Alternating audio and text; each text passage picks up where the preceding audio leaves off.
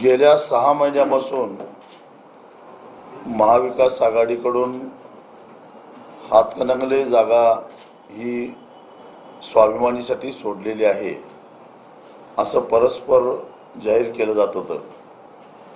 वास्तविक पाहता स्वाभिमानी शेतकरी संघटनेच्या कोल्हापूर इथल्या राज्य कार्यकारिणीमध्ये 5 एप्रिल 2021 रोजी आम्ही महाविकास आघाडीबरोबरचे सगळे संबंध तोडलेले होते आणि त्यामुळे पुन्हा महाविकास आघाडीकडे जाण्याचा प्रश्नच उद्भवत नव्हता।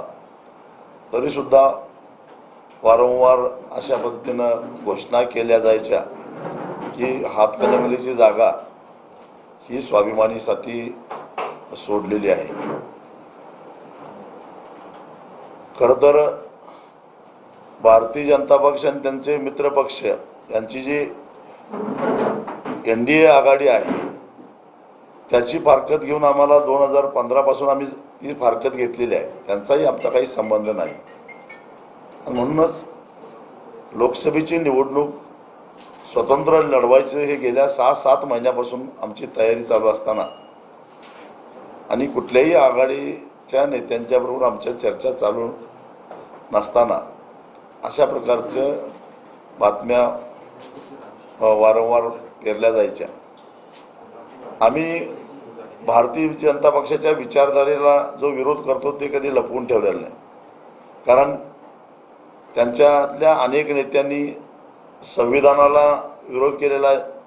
400च्या वर जर खासदार निवडून आले तर आम्ही संविधान बदलू अशी त्यांची भाषा आहे। त्याचबरोबर आज जातीमध्ये धर्मामध्ये जी तेढ निर्माण केली जाते ते आम्हाला बिलकुल मान्य नाही। शेती संदर्भामध्ये बोलायचं झालं तर शेतकऱ्यांची घोर फसवणूक झालेली आहे। स्वामीनाथन यांच्या सूत्राप्रमाणे हमीभाव देण्याचं आश्वासन देऊन 10 वर्षे पूर्ण झाली आणि तो हमीभाव काय मिळाला नाही। 750 शेतकऱ्यांचा मृत्यू दिल्लीच्या बॉर्डरवर झाला, त्याची जबाबदारी भारतीय जनता पक्षाला नाकारता येणार नाही। एवढंच नव्हे तर आज ज्या शक्तीपीठाला 27,000 एकर जमीन शेतकऱ्यांची जाणार आहे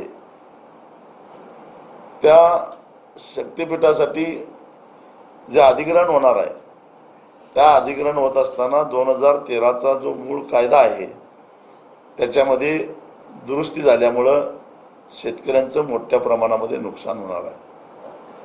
जवळपास 60% रक्कम कमी मिळणार आहे। म्हणजे समृद्धी महामार्गाला मिळालेली रक्कम आणि शक्तीपीठ महामार्गाला मिळणारी रक्कम याची जर तुलना केली तर केवळ समृद्धी महामार्गाच्या 40% रक्कम इतकीच शक्तीपीठाच्या महामार्गाला जमीन अधिग्रहित होणाऱ्या शेतकऱ्यांना मिळणार आहे।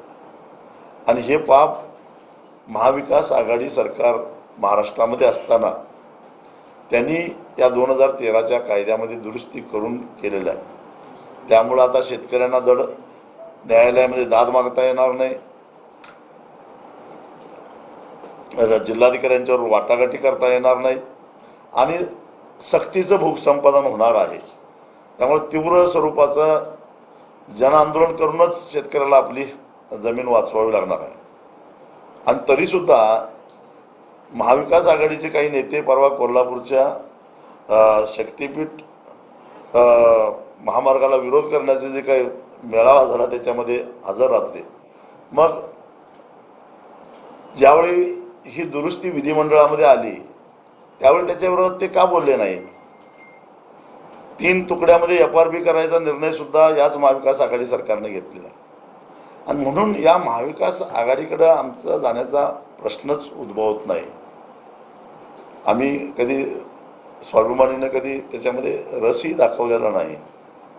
तरीसुद्धा भारतीय जनता पक्षाच्या विरोधातल्या मतामध्ये मतविभागणी होऊ नये अशी अनेक शिवसैनिकांची इच्छा होती आणि म्हणून त्यांनी मला विनंती केली की तुम्ही एकदा मातोश्रीवर जाऊन उद्धवजींची भेट घ्या, जेणेकरून आम्हाला तुमचा प्रचार करायचा आहे, तुमच्या मागे राहायचं आहे। आमच्याकडं उमेदवार निवडून येण्याच्या क्षमतेचा नाही, अशी वारंवार शिवसैनिकांनी विनंती केल्यामुळे त्यांच्या इच्छेचा आदर करून मी मातोश्रीवर जाऊन उद्धवजींना भेटलो होतो. त्याही वेळा मी स्पष्टपणानं सांगितलं होतं मी महाविकास आघाडीत येणार नाही, कारण आमच्या कार्यकारिणीनं 2-2.5 वर्षापूर्वी तो निर्णय घेतलेला आहे आणि तो निर्णय बदलायचा असेल तर पुन्हा कार्यकारिणी घ्यावी लागेल, परंतु त्याची आम्हाला आवश्यकता भासत नाही. दुसरी गोष्ट,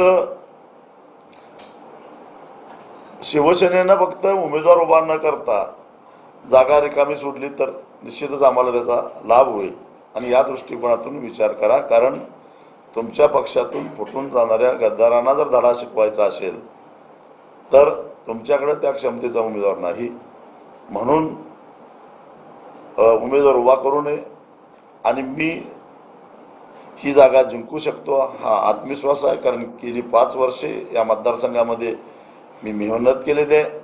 पण मला कोणत्याही आघाडीशी आता संबंध ठेवायचे नाहीत. शेतकरी चळवळ विवाद आणि त्याच्या पलीकडे मला कुठं जायचं नाही. त्यांना ते पटलं आणि तुमची अडचण आम्ही समजून घेऊ शकतो आणि लवकरच आम्ही त्याची घोषणा करू. जेव्हा दुसऱ्या टप्प्यातल्या उमेदवारांची यादी जाहीर करू त्यावेळी घोषणा करू असं त्यांनी मला सांगितलं.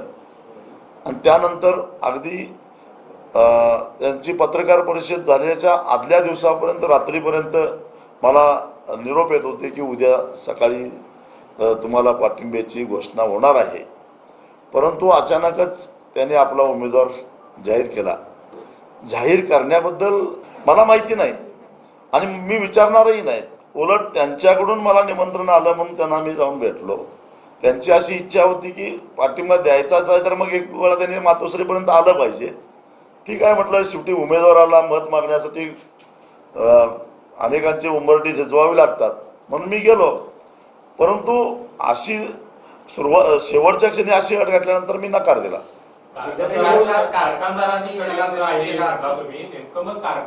हो, आता जर चित्र बघितलं तर माझ्या विरोधातले जे उमेदवार आहेत महाविकास आघाडीचे सत्यजित पाटील सरुडकर, त्यांचे वडील गेली 20 वर्ष सांगली जिल्ह्यातील विश्वास सहकारी साखर कारखान्याचे व्हाईस चेअरमन आहेत आणि या सगळे कारखानदार आज त्यांच्या पाठीमागे पूर्ण ताकदीनं उभे राहिलेले आहेत.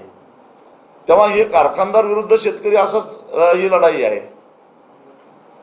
ही आता चौरंगी लढत आहे तुमच्या मतदारसंघामध्ये होणार आहे. कसं पाहता की आत्मविश्वास जास्त झालेला आहे की काही कमी झालेला आहे, कारण विभागणी मतांची आहे ती मोठ्या प्रमाणावरती होणार आहे. कसं पाहता येईल? शेतकऱ्यांची मतं कशी आहेत तुम्हाला माहिती आहे, ते जरा सुद्धा विचलित होत नाहीत हे तुम्हाला माहिती आहे. त्यामुळे मला चिंता करायचं काही कारणच काय. पाठिंबा देईल असं सांगितलं होतं, मात्र अचानक मशाल चिन्हाचा एक मुद्दा त्यांनी समोर शब्द ठरवला का? फसवलं असं मी म्हणणार नाही, परंतु शब्द फिरवला असं म्हणता येईल. कारण फसवलं म्हणण्यापेक्षा विश्वास ठेवायचा, कारण मी आघाडीतच नव्हतो तर फसवण्याचा मुद्दा येतोच कुठं. पण अनेक शिवसैनिकांची इच्छा होती मी उद्धवजींची भेट घ्यावी आणि त्यांनी सुरुवातीच्या काळामध्ये सकारात्मक असा दृष्टिकोन ठेवला.